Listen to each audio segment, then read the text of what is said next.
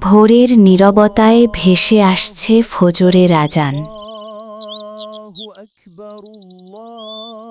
এই উঠো, আজান হচ্ছে, মসজিদে যাবে, উঠো। আর একটু ঘুমাই না। ঠিক আছে, আমি পানি এনে তোমার মুখে ঢালবো। আরে আরে, উঠছি। আলহামদুলিল্লাহ, আল্লাহ আমাদের আবার জীবিত করলেন। ঘুম কেমন হলো? দারুণ একটা স্বপ্ন দেখেছি। কি দেখলে? অনেকগুলো বাচ্চা আমাদের আব্বু আম্মু বলে ডাকছে। ইস, এখন উঠো জলদি। ইস, দেখো কিভাবে ভাগিয়ে দেয়। না উঠলে কিন্তু টেনে তুলবো। ঠিক আছে, উঠলাম।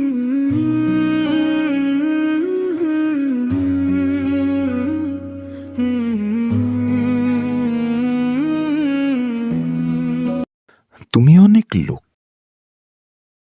হ্যাঁ হয়েছে, দেরি হচ্ছে। রোজ এভাবে বকা দিয়ে নামাজে পাঠাও। নিজে থেকে উঠতে পারো না তাই? তোমার বকা খাওয়ার জন্যই উঠি না। যাও, আমি চা বানাই। আল্লাহ হাফেজ। ফিয়ামানিল্লাহ।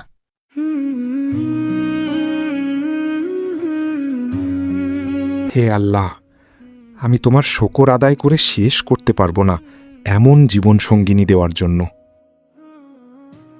হে আল্লাহ, এই মানুষটার সাথেই যেন আমার জীবন কাটে, আখিরাতেও যেন তার সাথেই থাকি। একজন নেক জীবনসঙ্গী দুনিয়া ও আখিরাতের সবচেয়ে বড় নিয়ামত।